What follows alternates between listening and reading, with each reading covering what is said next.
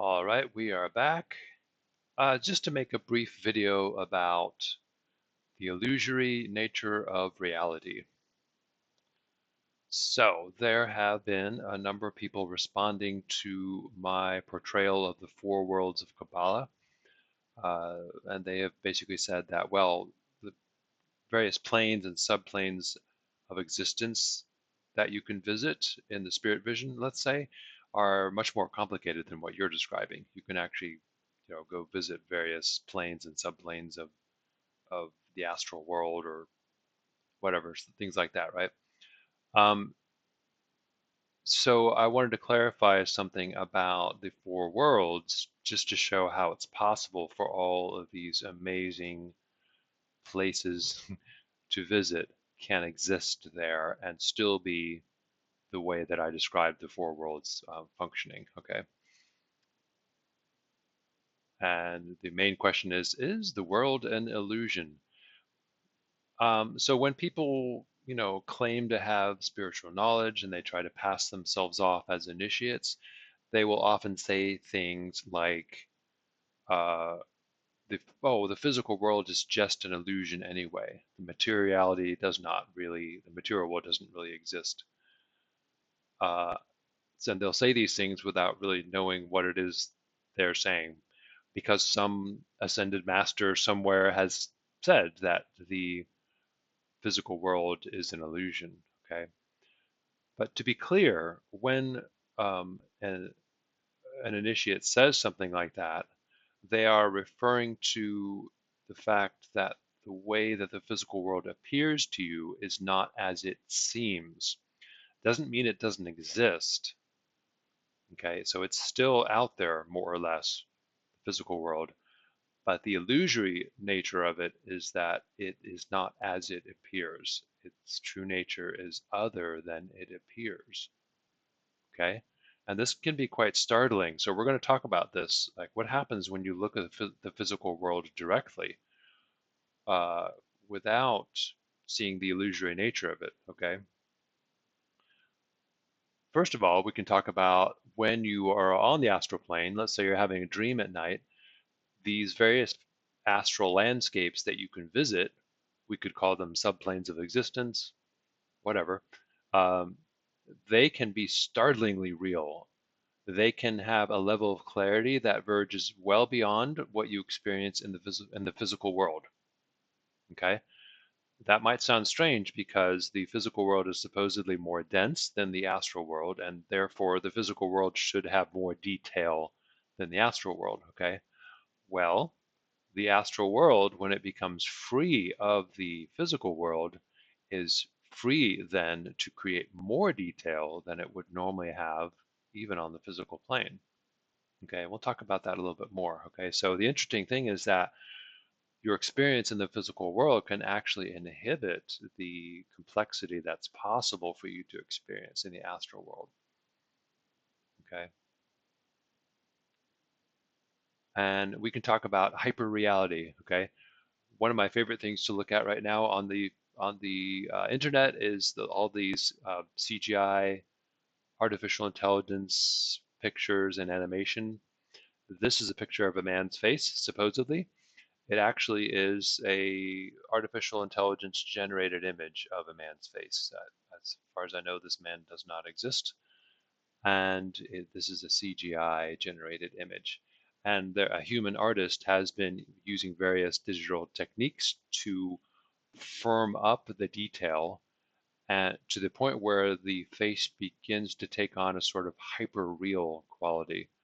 It becomes uh, sort of infested by so much detail that it becomes more real than a man's face that you would look at just in the physical world in general. Okay, this is kind of an example of how the various ways of perceiving uh, take over and leave the physical world behind and create another reality that is simply based on aesthetic principles.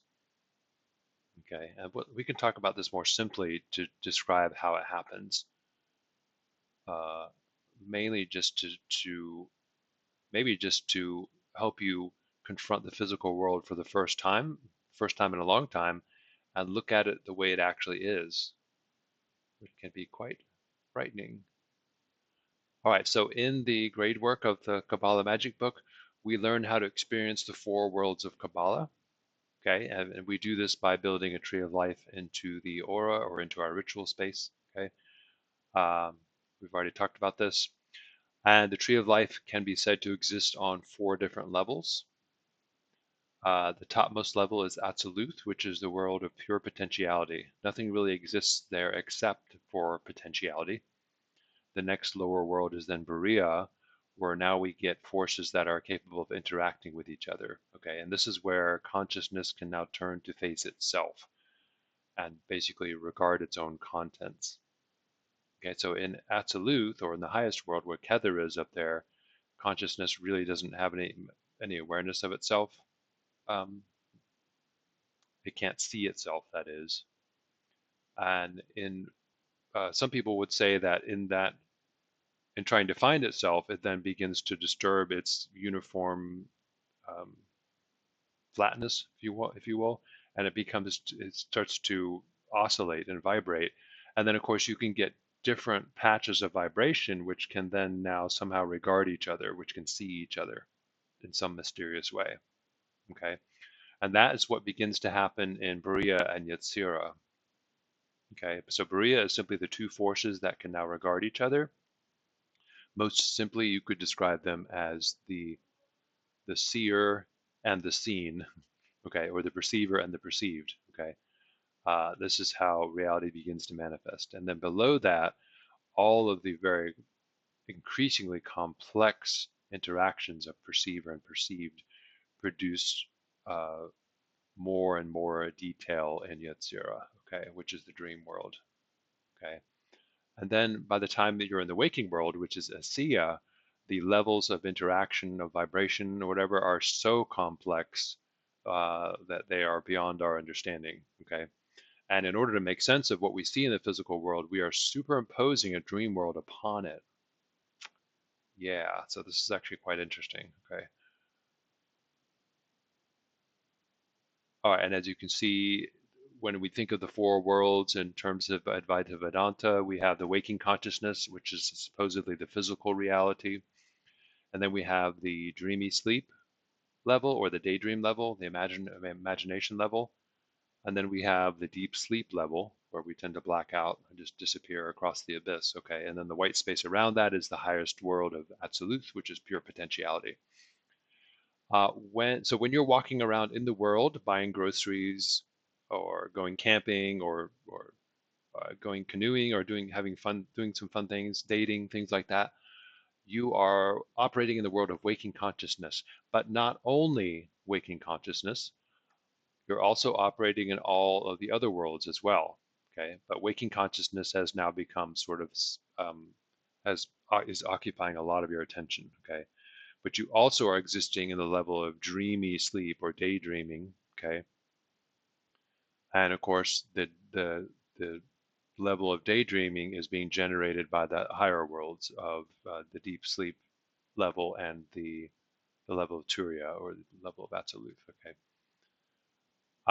But the interesting point here is that when you're walking around in your physical world, you are imposing a dream world upon that physical world.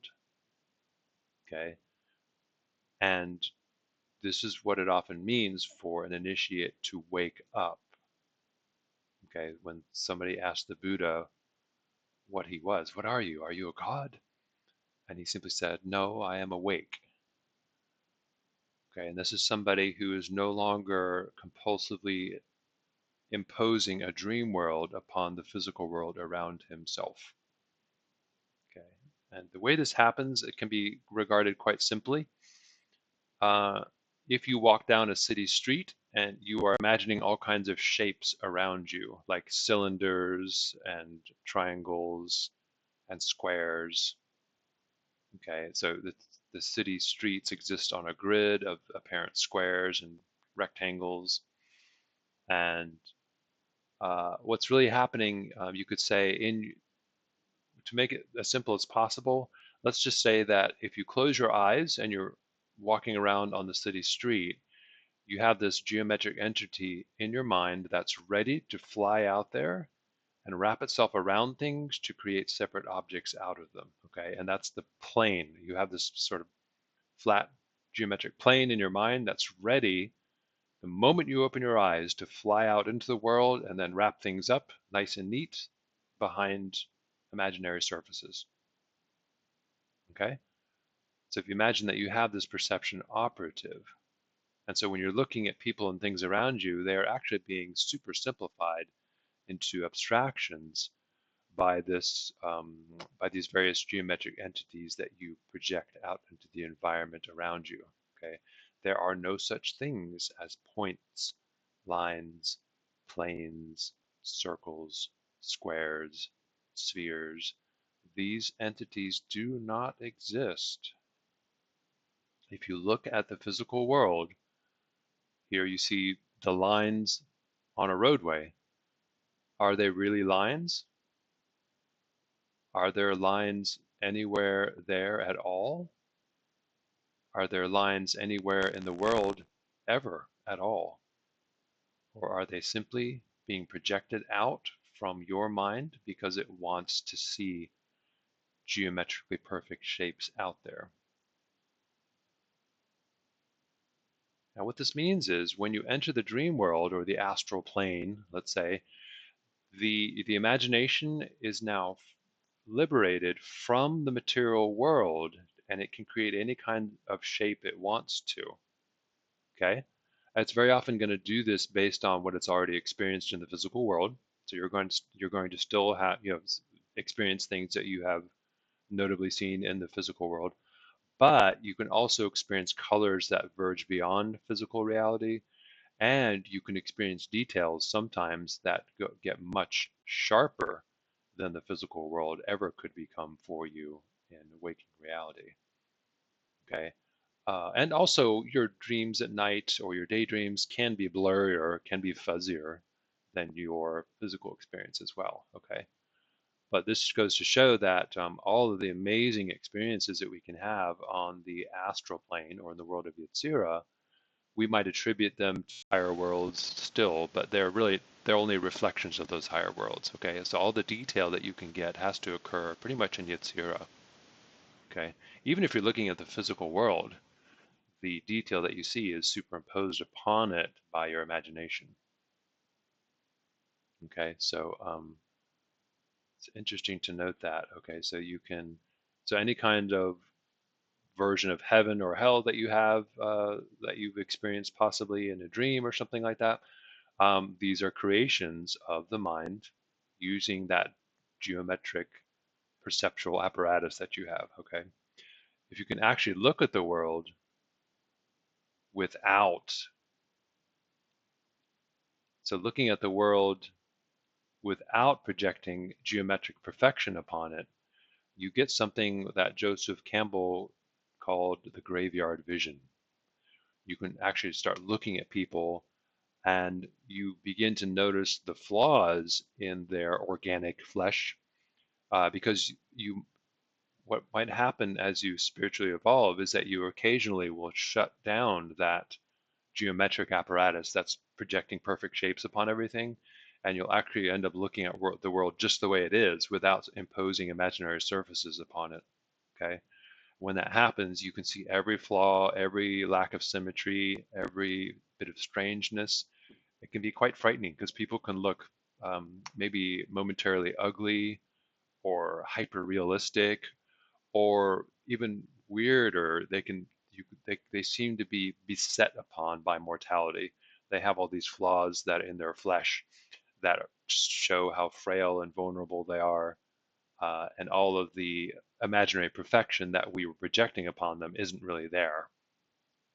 It can be a startling version of reality, and this is the physical world the way it actually is around us. Okay, and then we can settle back into our imaginary, more abstract world and start imposing shapes and surfaces upon it so that it becomes simpler to look at for us. Okay. All right. And so it is possible to look at the physical world without without imposing these imaginary geometric entities upon it. And then what you see can be startlingly different from what you're used to. It tends to be the way artists train themselves. They train themselves to look at the world so they can really capture it in its the way it actually looks. Okay, they stop imposing all these imaginary perfections on it and they actually draw what they see. Okay, can lead to some very strange experiences.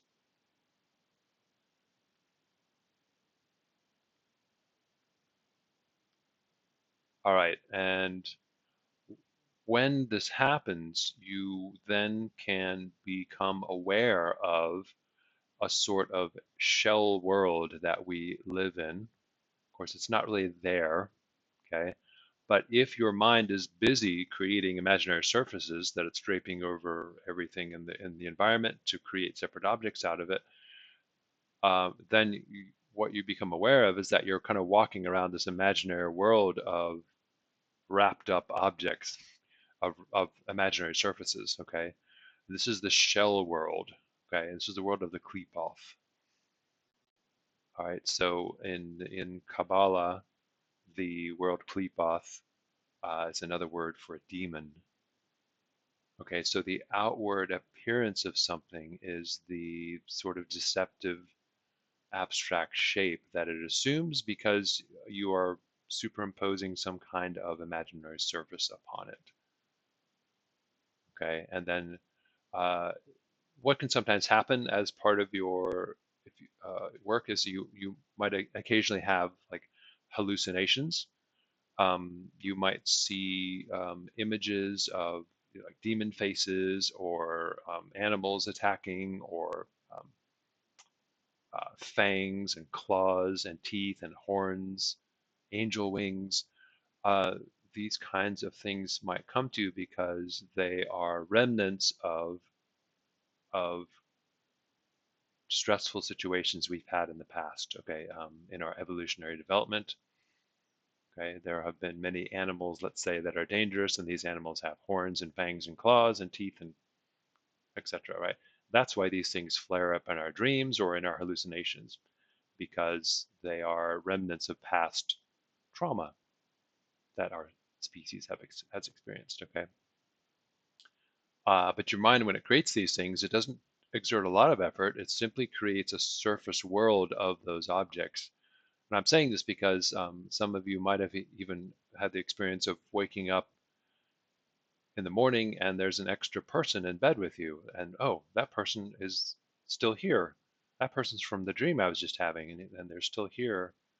And their armor is they have they have their arm around me in bed. How nice! But then the strangeness of it hits you. It's like, wait a second, they can't come out of my dream. What the? And then you, of course, you snap fully awake, and then that person or whatever it is dissolves.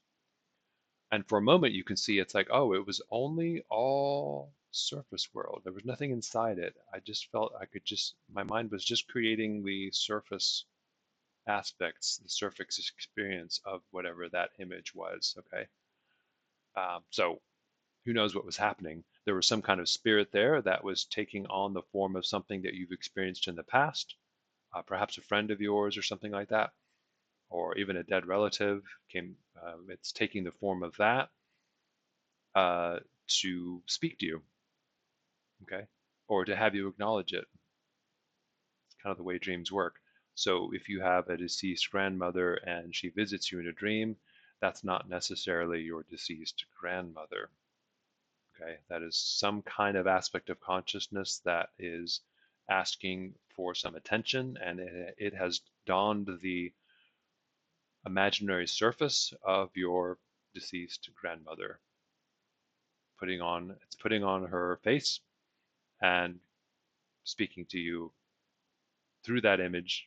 Okay, these various forces or entities can take on all kinds of forms in your dream world. Okay, they can even take the form of landscapes and speak to you right through the landscape, or stormy sky, or the playground where you grew up, or something like that. They can take on these various forms, but they'll also take on uh, frightening animal shapes or scary vehicles, um, careening out of the darkness at you, or people, or hybrid forms as well, like people with wings, people with horns.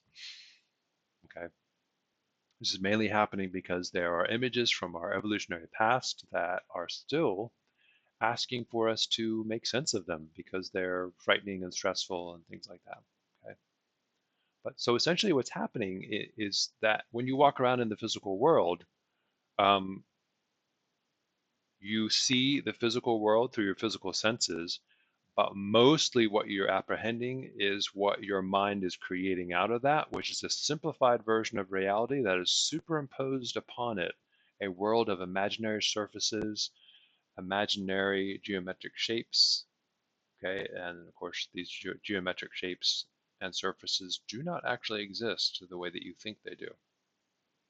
Okay, any look into what if you look into what a physical object actually is in terms of quantum mechanics, I'm sure you've heard descriptions of that before. There really are no surfaces on these objects, okay, that we are imagining. The surfaces are themselves imaginary phenomena. And if you stop imposing those surfaces upon everything around you, you can see things the way they actually are, at least for a moment, maybe. Okay, so just to be clear, I think we've clarified two things: that the physical world around you is not what you think it is. Okay, it is there, but the illusory aspect is what you project on top of it. And your dream world or your astral worlds can be startlingly much more clear than the physical world, possibly. Okay, and you can and of course your mind can create all kinds of subplanes of existence on the level of Yetzirah. Okay, and you might think that, oh, that's the level of Bria or something like that. No, it's not. Um, Bria would simply involve you disappearing back into through that gateway of duality, back into pure potentiality. Okay. If anything, that helps you see the universe as not as complex as many other systems of metaphysics would try to convince you it is. Okay. All right. Well, until next time.